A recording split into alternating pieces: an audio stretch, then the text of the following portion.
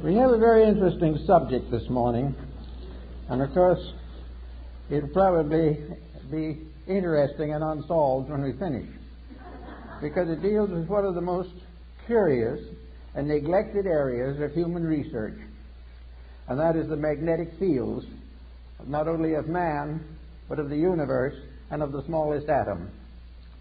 The beginning of the study of magnetism can be traced back to Egypt, and the staffs and wands of the ancient priests were instruments of magnetic conjuring. Also, we find the Greeks used it, and among the Greeks and early Egyptians, we have the first understanding of the nature of magnetism. It was used principally in healing. It was well known to Pythagoras, who gave us considerable information on the subject, which was promptly forgotten by everybody else. Then we have little knowledge of it, except through the Arabs. The Chinese were aware of it because of the discovery of the mariner's compass. But for the most part, it was neglected until the 17th century, when it became involved in the story of Rosicrucianism. The alchemists, the Rosicrucians, and the Hermetists all were unfolding phases of magnetic theory. The first, probably in more modern times, to use it for healing purposes was Paracelsus of Hohenheim. It was also used strongly by the Rosicrucians and written about in considerable detail by Robert Fludd, who was one of the great Rosicrucian apologists. It was also very well known to Athanasius Kircher, the great Jesuit scholar, but for the most part it was ignored. Then we come down a little later and we come upon a curious instrument, Mesmer's magnetic tub. This was a kind of tank in which many people put their feet at the same time and held hands and created a battery out of the water in the tank. It was studied carefully by Cagliostro. It is also known that it interested Saint Germain profoundly, but it annoyed Benjamin Franklin all to pieces. He was never able to like the idea at all.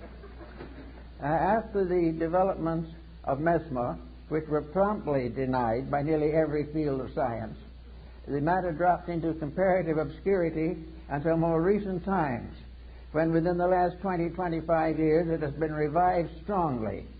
And it's this revival that we want to talk about a little this morning, because it is one of the most interesting phases of our study of life. It is interesting that we should use magnetism so continuously and yet never really understand what it is. The older folks of the Greek and Egyptian period represented the human being as contained within a kind of bubble.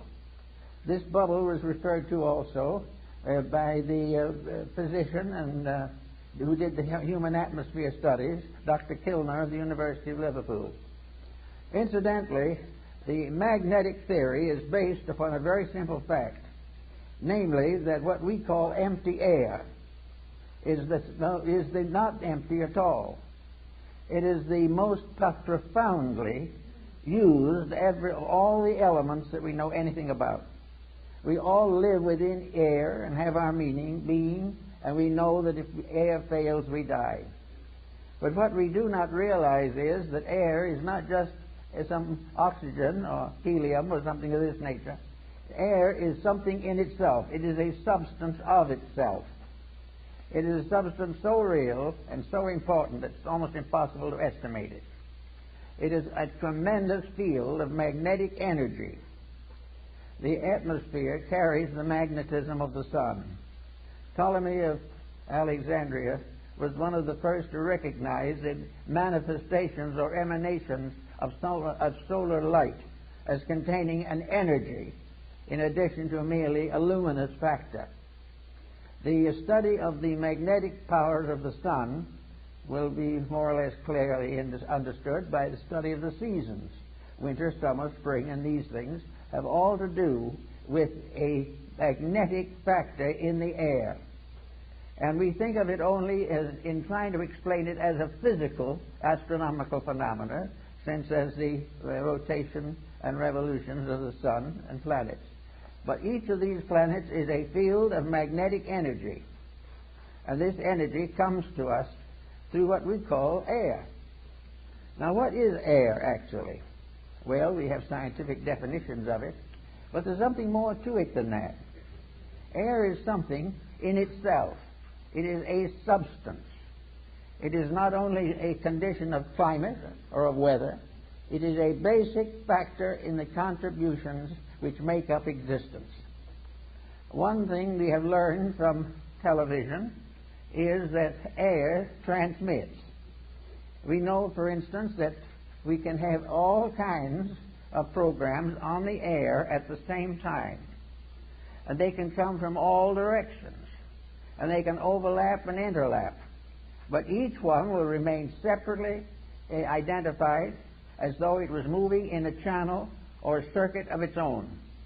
And all these scrambling films, some of which are scrambled inside as well as outside, are working on one atmosphere, and that atmosphere is keeping each one of them in a perfect orbit of its own.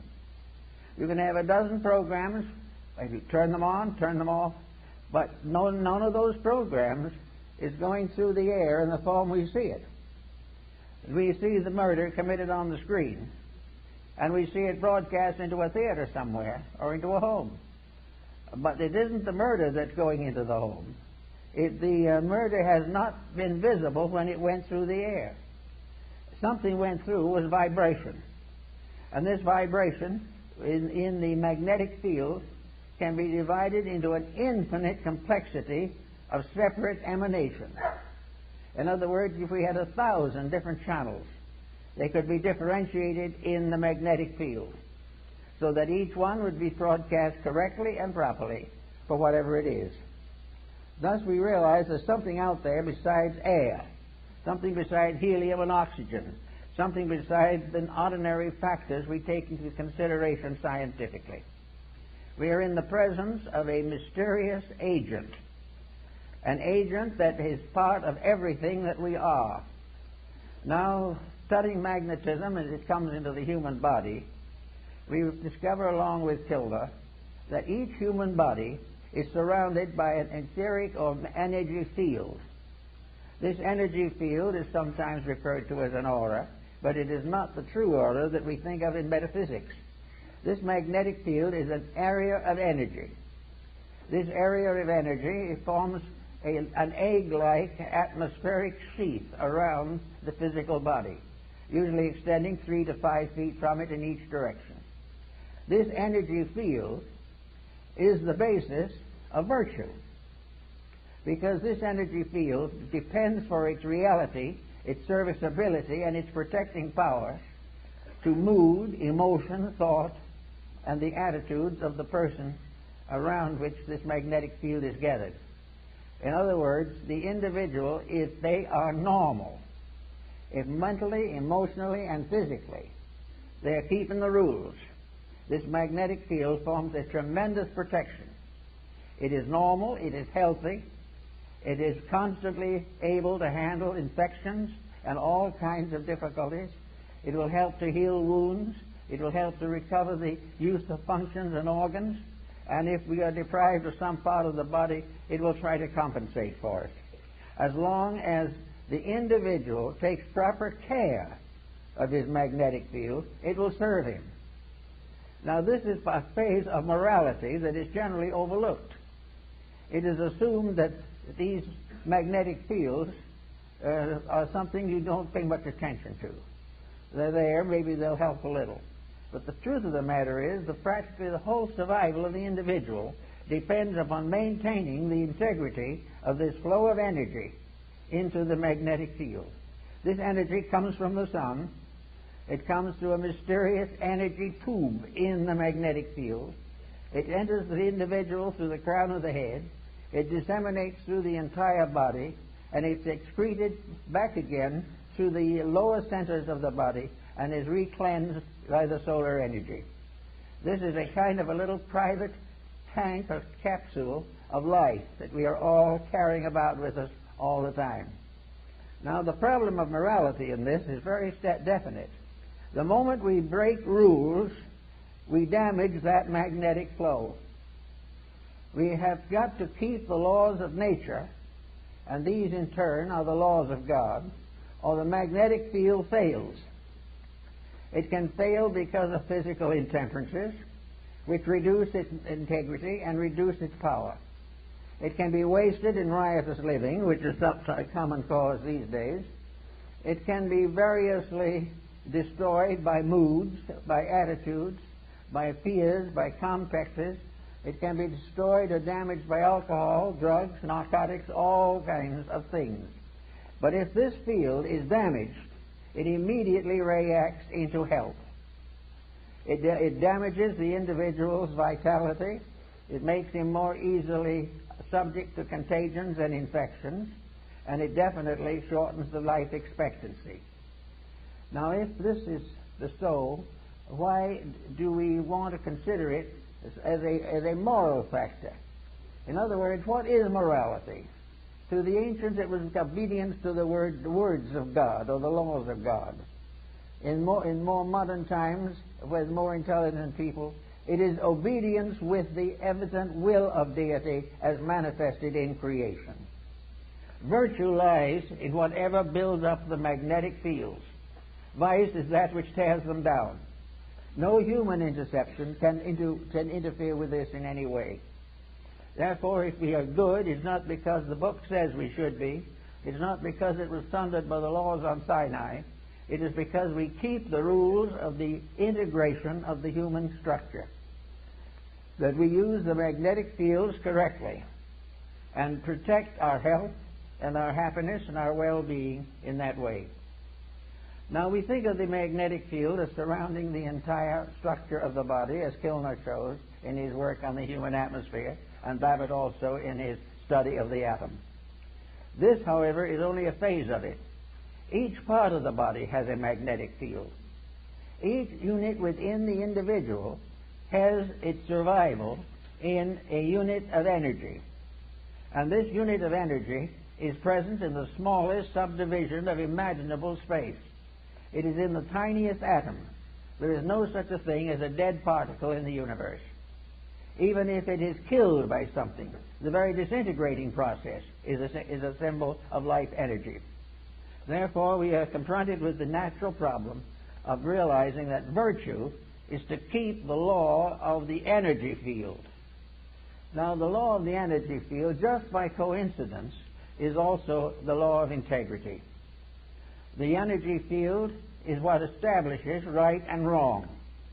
The energy field tells us that to lose our disposition and temper fit is wrong. To use various negative, destructive attitudes is wrong. To compromise the principles of right living is wrong. To think badly, to feel unpleasantly, to be engaged in any action or concept which is contrary to the common good damages the magnetic field and therefore is wrong. Selfishness injures that field. Every vice we know, the breaking of any of the 10 Commandments and a number of other rules results in damage to that field. It has nothing to do with nation. It has nothing to do with the ordinary concepts of codes, because the final code itself is based upon the life principle in each part of the human constitution. So we have each little cell has its own moral responsibilities. The stomach has its own magnetic field. The stomach is not simply an organ. It is an organism. It is a living thing within the human body.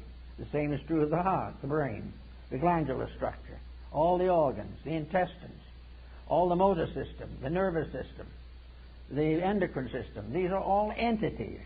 They are entities of magnetic unities. They are part of living organisms which are cooperating together for the common good.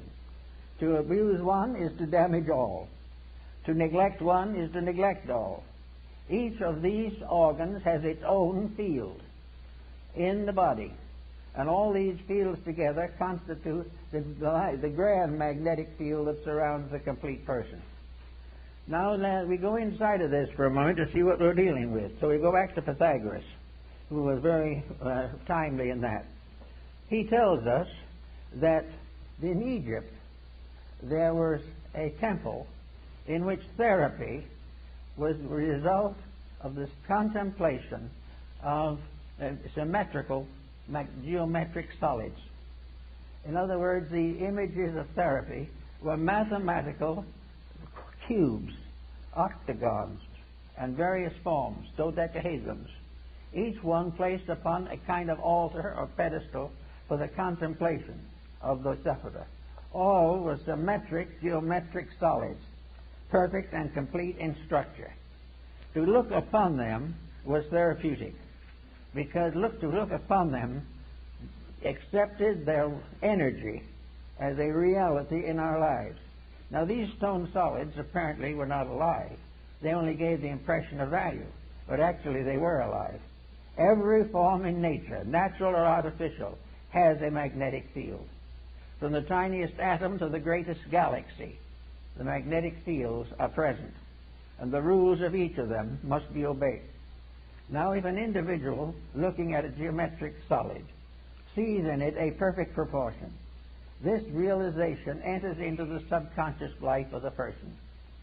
The imagery of that solid is sent into the consciousness in the form of a benevolent magnetic center. It means that the individual is seeing a harmony, is seeing something in perfect order and perfect correctness. And in visualizing it, wherever we see perfection, it improves ourselves. Wherever we accept discord as inevitable, it injures ourselves. Everywhere looking around us in nature, we see that all natural things are benevolent. It is only when these are abused, mostly by humanity, that these benevolences are lost. So we find that we live in a universe in which everything is in harmony if we are. Now, we can say, of course, that somebody else might be out of harmony, and this could injure us. Actually, it's not quite true. The magnetic field which protects us against any negative magnetic field that does not arise within ourselves. We are not contaminated by other people unless by our very conscious weakness or our intellectual weakness or our emotional weakness we surrender our integrity to the attitudes of other people. If we commit misdemeanors of one kind or another, we are responsible by the effect of these mistakes on our own magnetic field. Now, the magnetic field not only covers this type of thing, but it covers elimination, the intestinal walls. All of this type of thing is damaged, as we know, by hysteria, by various moods. The individual becomes ill because of a bad disposition. Now, we consider this to be just symbol of something that happens that way, but it is not. The individual who is sickened by dispositional fault is sickened because he has damaged the magnetic field of some essential part of his own nature. If he has damaged the magnetic field of his digestive system, he will have dyspepsia. And if the dyspepsia lasts long enough and the magnetic field is thickened long enough, then long enduring chronic ailments can set in. No individual actually is infected entirely from himself, but never completely without himself. All of these unities of facts must be in harmony.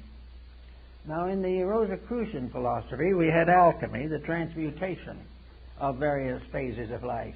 Alchemy was a transformation and a transmutation of energies, and these energies are essentially the same ones that we have in magnetism. We therefore have the constant realization that everything we do and everything that we see and have has values of its own. Now, let us pick up a pebble from the beach, and we suddenly realize that we're in the presence of a little stone. Today, there is quite an interest in little stones, all kinds of stones. We are interested in the crystals that form in rocks and all these types of things. But crystals are formed by magnetism. They are formed by a rate of vibration peculiar to a certain element. And that particular rate of vibration can evolve through the mineral, plant, vegetable, and animal. It is always present. There is a magnetic core on each kingdom, and each kingdom unfolds within this magnetic field. And within each of the composite fields, individual members of the field, with various degrees of growth, are variously individually conditioned. Everywhere, this process of keeping faith with integrity becomes the natural secret of security, survival, and world peace. Now, we can say that it would be very unlikely that, we'll say, a potato could have a magnetic field of its own, but it does. In fact, every cell within the potato has a magnetic field of its own.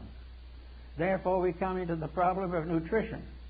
And nutrition is very largely the study of the magnetic fields of various food products. It also tells us what happens when these food products are adulterated or are variously misused or poisonous elements are introduced into them. All this is part of a mystery that is solved in magnetism. We pass laws against these misuses, but we fail to realize that it is not just the physical factor that we have to work with. The physical factor is only a fragment of it. The main problem is to realize that behind all of these problems, whether of government or of religion or of philosophy, all these things are in trouble because of lack of integrity. And integrity is simply keeping the laws and rules of energy fields. Each field has its own integrities. All integrities in all fields are compatible. All lack of integrities, all departures from integrity in any or all fields are in conflict constantly. The only way the individual can escape conflict is by never abusing the energy factors of his own life. He must never abuse his body, his emotions, or his mind. He must never permit himself to develop attitudes that are incompatible with the integrities which nature has bestowed. The magnetic fields are absolutely honest. There is no possible way of making them dishonest. The only thing we can do with them is to destroy or limit the manifestation of their integrity. If we break the rule, we lose the benefit of that particular energy. When we lose that benefit, we then say that evil has come to us. But it is not an evil thing that has come to us. It is the failure of a good thing to be developed and purified and intensified. Now, the elementary fields, the magnetic fields, are also in a state of constant evolution. They're in evolution in the life of the person. The individual may be born on a certain level of magnetic integrity. If he becomes a better person, he strengthens these values in himself, because actually it is all a matter of gradually strengthening the perfection of an energy resource. Now, no one is going to perfect it in one life or 100 lives maybe, but he's going to grow. And the more integrity grows, the more rapidly the individual becomes harmoniously adjusted to the principle of life to which he belongs. In our world at the present time, we're in a sad state in which practically everyone has broken every conceivable rule. We are living day by day trying to live off the profits from our own mistakes, and this is not really profitable. We are not realizing that this has nothing to do primarily with the theology. This has nothing to do with laws of government. This has nothing to do actually with our legal codes. It has to do with the relationship of energy to its proper ends and purposes. We know what it's supposed to be, we know what it's supposed to do, and we know that it isn't accomplishing that. Now, would say that something we might say as integrity is not a thing. It is something, an attitude. It is an approach to a thing. But this is not really true. Integrity is also a magnetic field. Everything is. Sorrow is a magnetic field. Ocean water is a magnetic field. Everything that has an existence has a magnetic field. It may have one that is not even visible.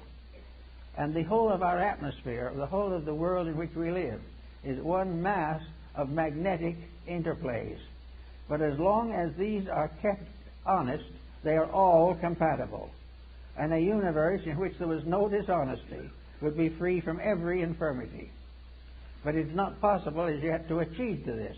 But we can achieve to varying degrees of it, and we can exceed and excel the amount we are born with if we decide to stay with it for the duration of our lives. Therefore, we can look around us and see what constitutes a magnetic field. Let us take, for instance, our television industry, which is in very poor shape at the present time. Television is actually using magnetism. It is part of a world of electronics which we consider now to be simply a physical thing. So we say to ourselves, we have all these stations, a great many of them, and they are all broadcasting on various wavelengths. Among others, we have a special station for the police department. We have a special station for the fire department. We have all kinds of internal usages of these mechanisms which we call transmissions. But when we get all through with it, television transmission is a work achieved by energy. There is an energy field, and it is unfolding and developing in a larger energy field. The atmosphere through which these messages pass is itself a great field of light, and it is alive. Space is alive. Space is not merely some atoms alive in a vacuum. Space itself, as a substance and essence, is part of the great magnetism of the sun. Now we have here all these stations broadcasting on their own wavelengths. Now into this magnetic field, which we call the atmosphere, is dumped a conglomerate you wouldn't believe. There's all kinds of things. Not only the conglomerate of the television, but the conglomerate of senates and houses of representatives and the various governments, religions pouring their influences into it. This atmosphere, which we can see right through if it isn't for the smog, is continuously being filled with something. And yet, with all that, this thing which we call atmosphere, and is empty, so-called, nothing to see, is able to differentiate those stations so perfectly that what you see here will go through that air, and there's no image going through the air. And it will come out again in another receiving set, proving conclusively that in its entire transmission, perhaps around the world, it was never for one moment deprived of its integrity or its individuality. It was never massed into other things. Now, occasionally we make a mistake and try to put too many things on one channel, but that is up to us. If we do it right, there'll always be a channel for anything we want to channel that way. But it will always come through, although it is coming through a medium which we can't see, and at any point along the way there's no program noticeable, no program possible. But at a proper point, a receiving station can recreate that particular program in all its detail, although it was passed through maybe thousands of miles of so-called empty atmosphere. And all these different channels have never become confused unless we have improperly channeled them. So we have all this proof that there is something out there in space. Now that what's out there in space is also subject to toxin. We can say that some broadcasts are toxic. We can say that anything that goes through that space, which by vibratory rate is not good, is damaging not only itself, but its recipients, and is also poisoning the channel. As long as we have corrupt patterns, as long as aggressive commercialism, as long as corruption is indulged in over the airways, we will have magnetic sickness in the air. We will have it in the air, and it will permeate our homes, our families, our governments, and our nations. We will sicken that level through which that particular energy flows, so that the energies that we use for communication have their own sicknesses. They have their own vibratory rates. And the problem is the corruption of a communications media does not mean that the individual will have a complete collapse of his system. It will mean only that that part of his system which is turned into that community medium will be damaged. He can go right on, go to church, and build up that one. In the meantime, however, the television is tearing down another energy field. Now, as you tear down these energy fields, which most people don't even know exist or believe in, you are also opening yourself to all kinds of sickness and also all kinds of moral energy decay. You are opening yourself to the corruptions of the life principles which are necessary to maintain you. The moment you damage a level of integrity in your own magnetism, that level of integrity becomes sick. The moment that becomes sick, part of the defense against exterior problems is reduced. The only way in which the individual can be really dominated by anything except himself is when he sells out his own energy and becomes negative to other things. He has to relinquish his own integrity before he can be damaged by outside forces. There isn't enough evil in all the world to destroy the integrity of one person. He must destroy it himself, or compromise it, or relax it, or be talked into something. But it has to be his own action. Therefore, the damages are, in a sense, not only moral, but are absolutely just in their actual integrities. And this is the way in which, apparently, as the Chinese noted, the universe creates the concept of right and wrong.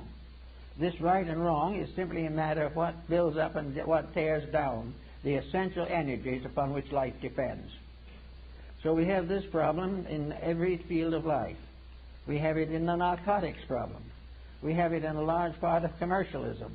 We have it wherever there is an attitude of putting profit in advance or over integrity. Wherever the individual makes this compromise, he immediately becomes a part of this particular problem. Now we'll take another phase of it. The person is looking with his eyes at something that he sees. He can be reading a book. He can be watching a television. He can be outside watching a horse race. He can be outside watching a golf ball. Whatever he is doing, his eyes are receiving energy. The energy, the magnetism, which carries the image from the outside to his own inner optical centers, is like the same thing as in the case of television. The golf ball definitely does not go in from the golf field into his eye. What goes into his eye is no golf ball, but it is a potential which will immediately be reactivated into the appearance of a golf ball. He will see it because it was changed into an energy formula, received into himself, and then reinterpreted again as what he has seen. And he will have no knowledge of anything except what he saw. Now this is becoming more and more obvious to us as we go further into the study of computers. This is all part of the process of things being changed from what they appear to be to the energy equivalents of themselves, and then restored to their forms in order to be perceptible to our various faculty perceptions. Therefore, again, everything becomes a matter of keeping the energy fields clean. And the only way they can be kept clean is by using them properly. Now, two people watching a golf game may see the same game. One is interested merely in the fact that it is a recreation. The other person may be very competitive, determined to win at all costs, and perfectly willing to cheat a little if it can win quicker. In the first place, the energy is perfectly okay. The vibrations are normal. But in the second, ulterior motives have entered into the playing of the game. And this is something that is troubling us throughout the sports world at the present time. Practically every sport has been commercialized. And by commercialization, we simply mean that it is no longer a sport, but a means of profit to some and loss to others. The moment this happens, the magnetic field is tainted. And from that time on, everyone who takes on the negative attitude damages himself. Now, 99 people may take it on and damage themselves, but 100th person who does not take it on does not damage themselves, simply because the others do. The idea that damage is contagious or actually infectious is only true if the individual who is the recipient is basically inconsistent with integrity themselves. There is no reason why anyone should recognize the fact that another person is capable of contributing to their delinquency. For it is said definitely that many may fall upon the right hand and many upon the left hand, but the just person shall not be moved. We are all, therefore, wrong when we say that civilization is destroying us. That is not true. What is destroying us is our acceptance into our own inner life of the shortcomings and mistakes that we associate with civilization. We get into a political tangle, and we start hating people, and we start guerrilla warfares. And guerrilla warfare is simply another negative use of energy. All of the energy of life has to be used properly. The moment it is abused, it becomes dangerous. So we go on a little further into something else, the arts. Every picture that we see has a magnetic field. The fact that it apparently is a work of art on canvas or carved in wood and stone does not affect the fact that any form, every form that is integrated is alive. And every form that is alive because of factors brought together in a certain specific pattern. In the case of a painting, it is the life in a canvas, the life in a frame, the life in each twisted tube, and then in the life of the artist. Everything, and the object of the picture, everything is made up of living elements. This idea that everything is dead, that can't run around, is a mistake. Everything is alive that can be seen. A chair is alive because it has a magnetic field, and this magnetic field changes with every chair. And yet there is always this problem of what is right and what is wrong. A good chair will always have a good magnetic field. A chair which we destroy by misuse will be destroyed, and we will suffer in our magnetic field for this act of destruction. Everyone is responsible for the destruction or the mistake that he causes. And in every case, the object of that mistake is either nullified or broken down or discredited in some way. So we go on, we take a little look around, and we see pictures. Well, we see the Venus de Milo, the armless wonder, and we wonder if it has any magnetic field. It certainly has. It has magnetic field, and we can revive that field in ourselves every time we think of it.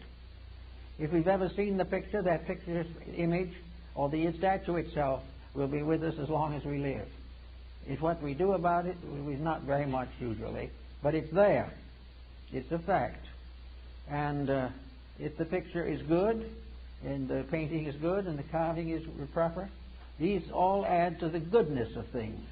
If an artist, however, starts a career of corrupt art, he is damaging his own magnetic field, and he is damaging the magnetic field of those who approve of what he has done and accept it. That is the reason why the censorship of integrity is important to art, music, and every other field, because it is part of the inevitable laws of life. Incidentally, therefore, where we find hard rock and these things which are becoming dangerous, our doctors tell us they are dangerous, our neurologists tell us they are dangerous, and all that, but no one has really managed to think why, except noise is unpleasant, or noise is dangerous to small children. The real damage is to the magnetic fields.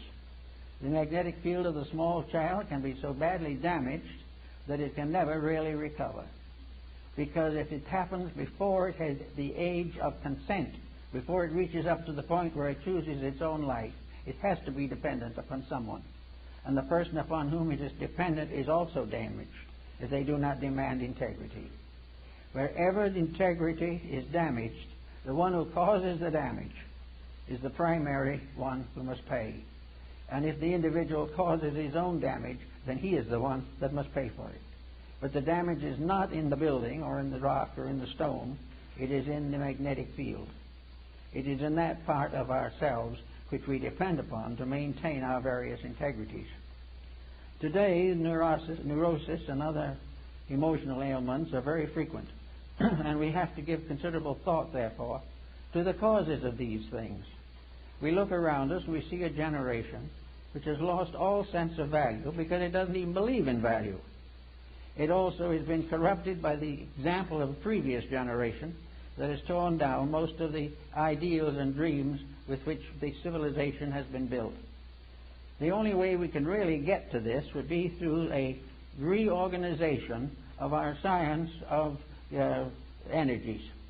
We would have to have a full and scientific study of all of the energy fields that are involved in human life. We would have to therefore come to the conclusion that there is no problem in which these fields can be evaded. And as these fields are all essentially right, and the diversion of this to something else is wrong, we then have the basic value of virtue, the basic value of doing it right in the first place, or what we might call a reformation. A reformation is nothing but a reform of the use of available energy. Everything is energy. Atomic bombs are energy. The oil spill in Alaska is energy, waste energy, and abusive energy. All these things. And they all arise from something being wrong in the integrities of life. We have compromised principle by going away from the energy values. So we go back to the individual now, and we find him standing in the midst of his own magnetic field, with his structure protected by the constant radiating force of outflowing energy, an outflowing energy that vitalizes everything from the center outward and nourishes the solar system, which is the human body, from the level of the sun, as in astronomy. The ancient astrologers believed that these energy fields originated in man himself, and that the source of all the energy fields in the human body is the heart. That this is the thing from which all else radiates. Therefore, the most dangerous of all corruption is the abuse of love, abuse of friendship, abuse of integrities, abuse of fidelities, and abuse of those things of benevolence, mercy, and compassion which are associated with the heart. As those energies remain firm, the heart radiating out to the circumference of the magnetic field of the body is completely protective. It will be practically impossible for anything to damage it in the area where it is functioning properly. There may be other functions which is not yet perfected, but if the individual is basically honorable, he will be able to perfect these without too much trouble. Actually, however, if these energies are wrong, if the individual begins to hate somebody, or an individual breaks a friendship from selfishness, or an individual breaks his friendship for advantage or gain, for physical or economic gain, immediately this defense is down. The individual who cheats has lowered his defenses against being cheated in his own turn. Everything, if he does an evil, he opens the way for an evil to be done to him, because he has destroyed the magnetic defenses. Now, you can't say where those defenses are or what exactly you understand them, but they are invisible, but they are very real. They are real, and they represent an actual flow of energy. Now, in the Middle Ages, we had magic come into this too, and we realized something that is seemingly coming back to us today, namely that inanimate objects have magnetic fields. Therefore, stones, trees, everything we can think of is subject to magnetic existence. And these magnetic existences are radiant. They convey meaning and value in all directions. Therefore, we know why Paracelsus made such a point of certain talismans and things of that nature, because he believes that they had to do with the magnetic field. He was the one, probably, who first made the use of dew in an effort to gather certain magnetic values from it. He lived in Switzerland, where the dew is very heavy, and he put glass plates out on little stands, and on these glass plates at night, under certain positions of the planets and the moon, he gathered the dew, impregnated with the vibrations of the planetary positions at the time of the exposure. These materials he bottled and labeled exactly as he would an ordinary medication. And he gave these to the sick when an ailment arose that required this type of medication.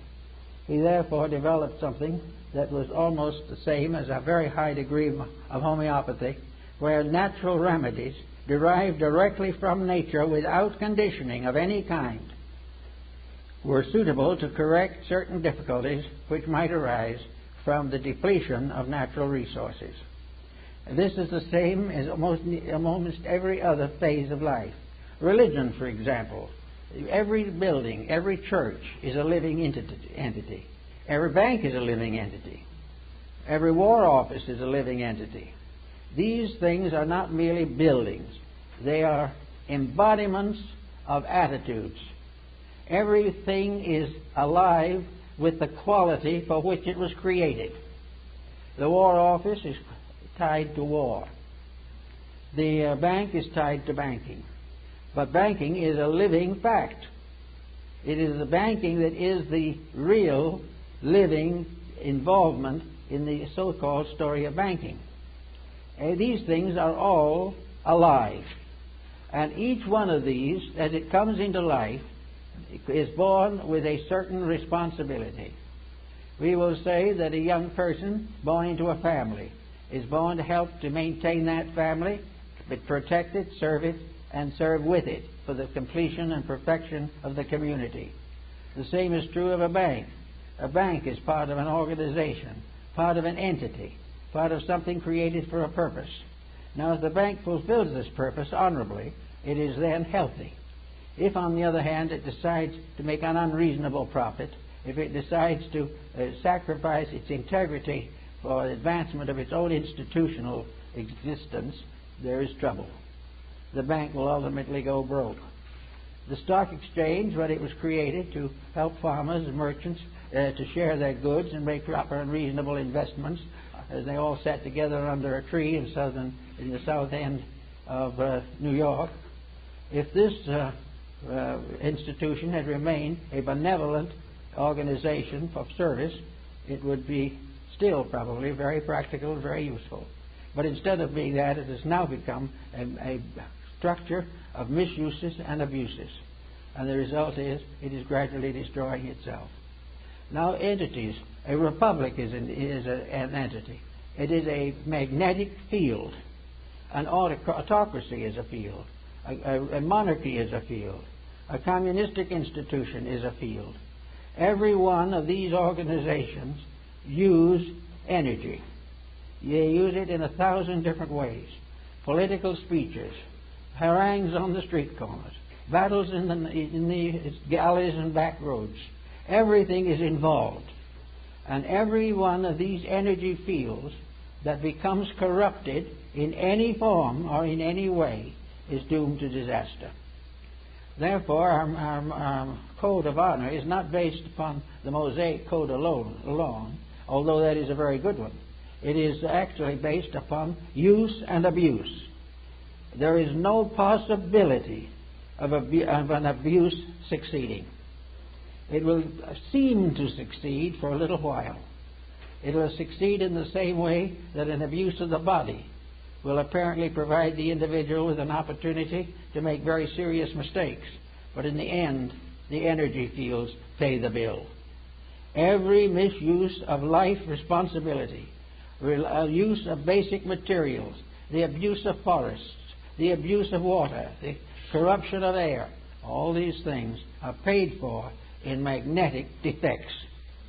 And we are beginning to recognize them now. We are wondering why some of these strange things happen that have been happening in the last few years. Nuclear fission is a great tragedy, not because it simply offends the peace-loving human being, but because it is a misuse, a violent corruption of energy. It is the use of a divine power to injure other people. Therefore, that which lives by the sword must perish by the sword. So our whole morality is a matter of life energies. It is a matter of gradually bringing all our intemperances into patterns of usefulness and creativeness and constructiveness. It is the gradual victory of a friendship over animosity. It takes the stranger out of existence and puts the friend in its place. Everything is part of working towards an harmonious balance of the natural resources of the solar power.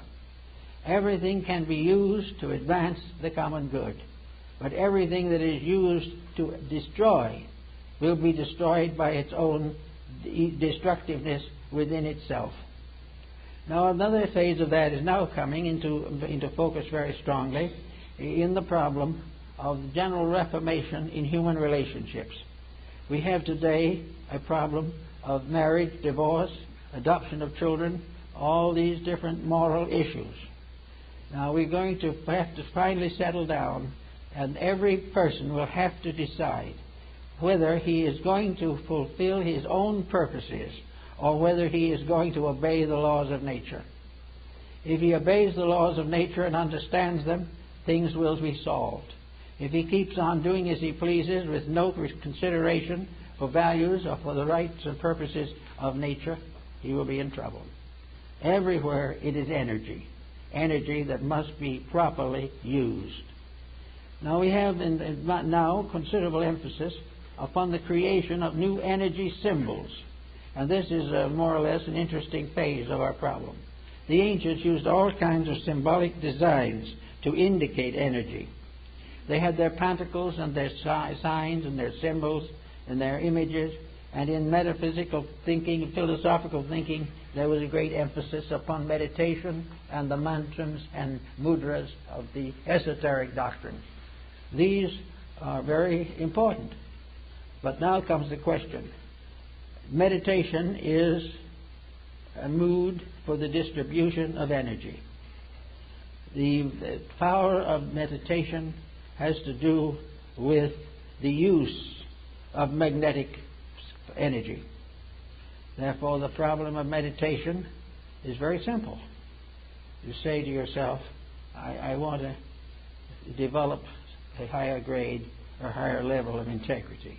Therefore, through meditation and the dedication to the highest principles that I know, I will achieve a great improvement in character. Now, this is very good, proper. It's been followed by sadhus and hermits for ages. It has been followed by early Christian monks for nearly 2,000 years. Therefore, there's nothing wrong in meditation. But someone, out of the smartness of something, decided that by meditation he could also accomplish a certain amount of selfish fortune for himself. I know one individual who taught high disciplines for the sake of improving socially, making a wealthy marriage, increasing in business, dominating other people, and was doing very well with it. One day I got a telephone call from the local hospital. This individual was sick. So he went down. I said, well, what seems to be the trouble? It was a woman. She was in tears. She said, you know, all my life, or for many years, I've taught people to think rich, think happy, think healthy, and I am dying of cancer. Well, that is again a strange kind of poetic justice that seems very cruel. No question about it. But the individual had broken the rules that associate with magnetic energies. The rule of all possession is right use.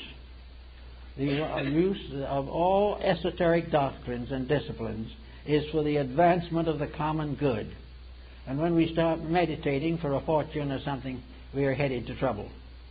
Because this is contrary to the proper use of magnetic resources. Magnetism is a great field of energy available to all. The price of it is simple. Earn it. You've got to be right. And all the energy of space is available for the right use that you can make of it. And as much as the right use you can understandingly create at the proper time.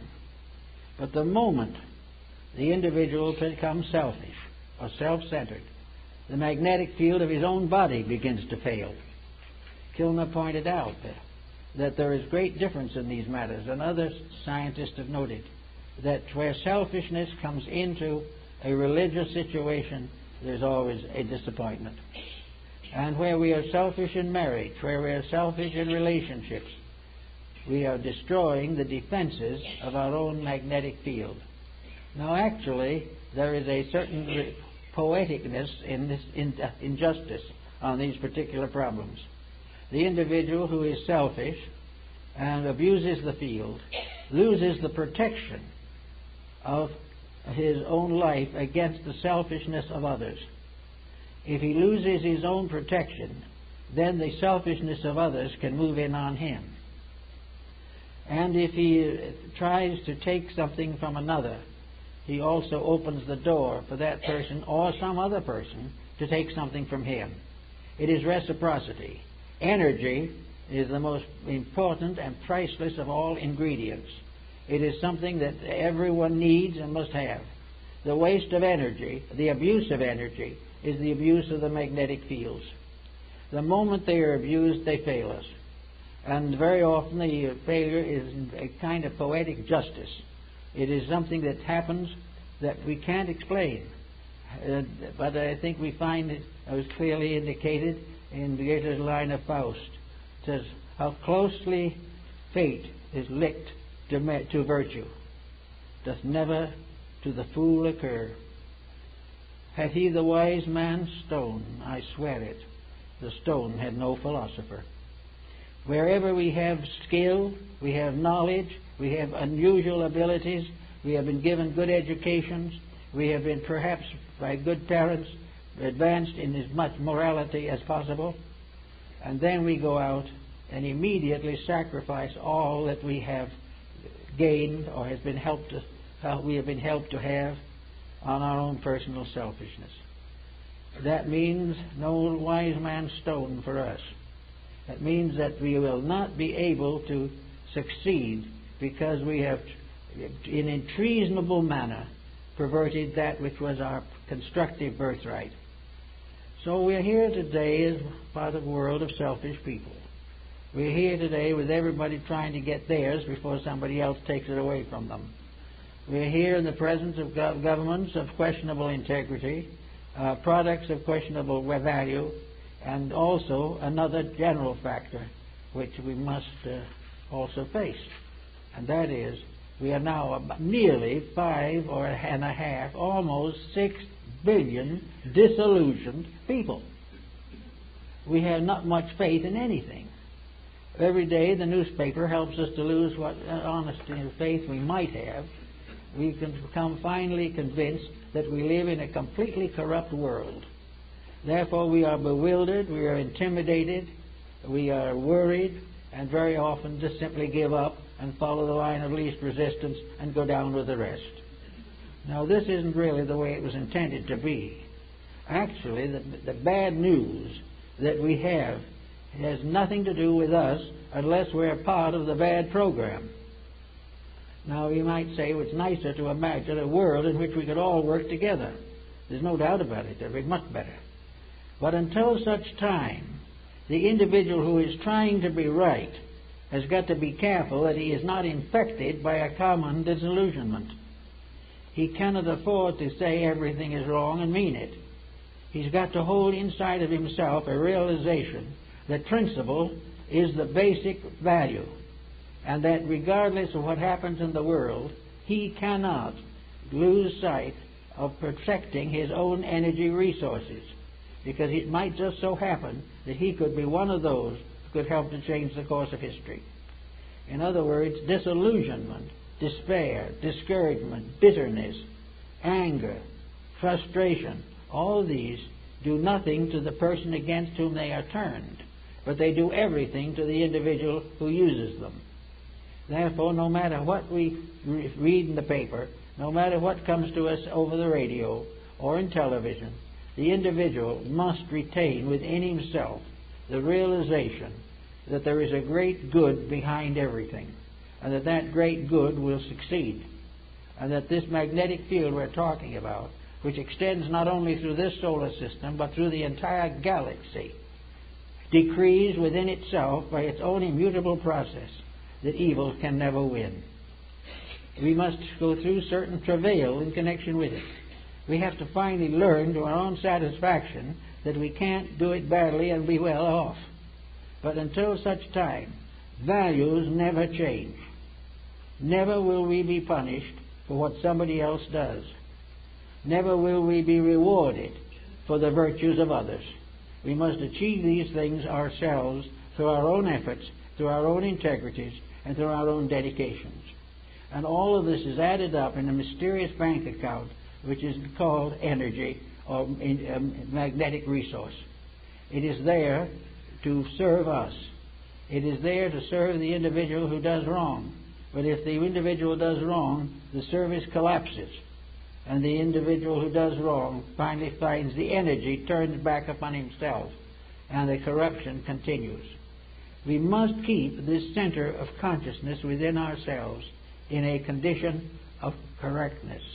In Buddhism, the heart is called the Saptapana, the house or temple with 7 rooms. It is within this temple, as Buddha points out, that the great initiation against the hindrances has to be performed. The individual has to be initiated in his own heart.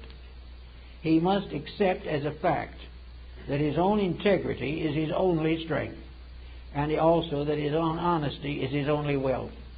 All else is some kind of a delusion which will ultimately turn back and whip him. So in the quietude and peace of the realization of the immutability of good, the inevitability of right over wrong, the endless and continuous process of redemption going through every area of nature, all things in due time will come back into the peace which they sacrificed when they tried to put self as an individual above universal reality. We should have. I don't see how we have gotten into the state we've gotten into, really. Of course, I do know, but I'm not mentioning it. The real fact of the matter is that as we look around us, there's every reason to know that we live in a beautiful world. We live in a tremendous sphere. And we are already beginning to realize that we're destroying it ourselves. It is not some vast cosmic power that says we have to be selfish or that puts a profit against principle. These things don't exist in nature. We know that with moderation, with integrity and dedication, we could all live in peace and another 5 billion could live with us. But the way we are doing, we are sacrificing everything for a bowl of pottage. And if we continue to do this, the energy resources will be reduced. We are worried now about changes taking place in the atmosphere, that the overload that we are throwing against our natural resources is beginning to endanger us. Now we can go under our own skin and see that the same thing is happening inside of us. The overloading of our body with the problems and processes of modern living obviously is going to result in destitution and death. We cannot afford to waste the magnetic field of the body or destroy it any more than we can afford to destroy the one of the earth. If we're going to run out of petroleum someday, we're also going to run out of the ability to recuperate from ailments if we dispose of and waste our recuperative power. The magnetism which helps digestion can be destroyed, wasted by corruption. When we take into ourselves dangerous foods, dangerous attitudes, or when we eat with a dangerous mood, we are endangering ourselves. And when the world does these things, the world endangers itself. And we will not be the first civilization, as I said in India, the great mother, the earth, has cast many civilizations from her back. Everything that goes beyond a certain point is destroyed because it breaks up its relation with its energy supply. It no longer is fed primarily by magnetism, because it's magnetism in the food that feeds us, it's magnetism in the air that we breathe, it's magnetism in the earth that grows our vegetables, and it is magnetism in our souls that makes us hope for good. All the things we know, all the things we believe in, are energy dependent. And the use of energy is the most important thing. Why we go on year after year making all kinds of efforts to feel better, be better, or think better, and overlook the one fact that everything that we think and feel and believe depends upon a life principle, an energy resource, a magnetism of the earth itself. And that while this is destroyed or while this is abused, we will have the earth becoming more and more sterile. We have air no longer fit to believe. We will find the energies we have wasted lost to us forever. All these things require just one new concept, and that is that religion is basically the proper use of resource. It is to use the privileges that we have been given for the greater good of all of us. We have been made gardeners in a beautiful garden, and we've let it go to weed. We have been given a beautiful planet, and we've subdivided it and sold it for profits. The original purpose was that we should become a wonderful group of human beings working together for the good of each other and the glory of the universe. We are being prepared for a bigger job than we have, but we are flunking the examination at the present moment. We are not doing what we should do. Everything that comes along is measured in profit. Everything that comes along is measured in freedom from responsibility. When energy is something that we must be responsible for, or we will waste it forever, or as long as we can. By the time forever comes, there won't be much energy left. But all this is a lesson in the morality of values. It is a lesson in the fact that we are the keepers in a garden. We are the gardeners in the garden of Allah, as the Muslim calls it. This is a beautiful garden that has been given to us, and we're letting it go to weed. We had a beautiful world with wonderful materials, so we dig under the earth and create materials to create war, death, and destruction. We have little gardens that we could have beautiful times sitting under our own palm tree, but we're fighting to take everybody else's garden away from them. And when we finally find a small plot of land that we might be able to use, we find the real estate agents have priced it 10 times its value. All these things are all little things, but they all add up to the loss and waste of magnetic resource. They are the failure of the individual to protect the source of his own life, the source of his own future, and the breaking of the laws and rules by which he must compare his own needs with the needs of others. It is only when we work to protect the toadstool as well as the nation that we can have peace in the world. We must protect the small things because each of them is a energy resource. The protection of them is against our viewpoint because we take it for granted that the small should be controlled by the big. That small things, like humble people, are made to be exploited. This is not true. Everything in life is made to be used. Nothing is made to be abused. And the individual who abuses any part of life is contributing to the common cause of destruction. Now, this business of the energy and magnetic resource went on down through to the present time.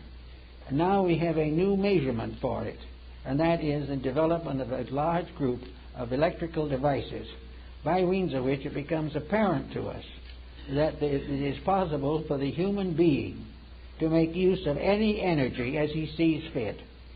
Now, the instrument that he has within himself is infinitely more wonderful than any television or any computer can possibly be. We can have a computer do everything, and it is alive. Don't for a minute think it isn't. But it is alive in a field of energy. It has a life, it can propagate itself, it can develop itself, it can grow up, it can grow old, and it can die. because it is all part of an energy usage. But in all of these usages, let's remember that the individual is humanity's prime asset. The individual is here to grow. And in growing, he grows by helping everything else to grow. The moment he goes into negative competitive relationships with everything else, he destroys himself. So out of a great brotherhood involving potatoes, diamonds, computers, television, music, everything is part of a magnificent harmonic pattern. But the individual has forgotten or neglected to mature his own inner life. He was given religion in the beginning to help him to build an internal life, for religion was nothing but a statement of the rules. It wasn't a doctrine, it was a statement of the laws that have to be obeyed. Man has gradually disobeyed these rules, and now he questions the reality of religion. But he has never been able to prove that the religion was wrong. It was merely inconvenient. It prevented him from being as selfish as he would like to be. This being the case, he's in serious trouble. But out of all of this, we hope, with the coming of the next century, that we're going to find the real basis of our understanding. We're going to discover the good universe, which we have forgotten existed if we ever knew it. We're going to suddenly realize that galaxies and stars and systems in space are not just simply something out there to provide us with energy to run motors with, or that we're going to solve all the problems of nature if we can get a photograph of ourselves standing on Mars. This has nothing to do with it. We're living in a great, beautiful world of cooperating forces, filled with things that want to get together and work together for the common good. And all we can do is make games out of them. Silly games. Games in which we think we're conquering everything by putting something in orbit. That's not at all true. What really we are looking for is to realize that we conquer or we win or we achieve our goal when we put ourselves in orbit. When we get back again into the rules of the game of life. Serve it as it should be served. Love as it should be loved. Admire the good, protect it, and slowly and quietly outgrow everything that is less. If we can do that, then these resources, these magnetic fields, will supply us with all the energy the world needs for millions of years. It will not be the loss of the energy, but it will be that if we do not make these corrections, we will not be able to draw the energy to ourselves, and that which cuts itself off from life is the dead branch that is cast back into the fire. So out of an understanding of energy and the magnetic resources, we go a long way toward solving the present problems. That's it.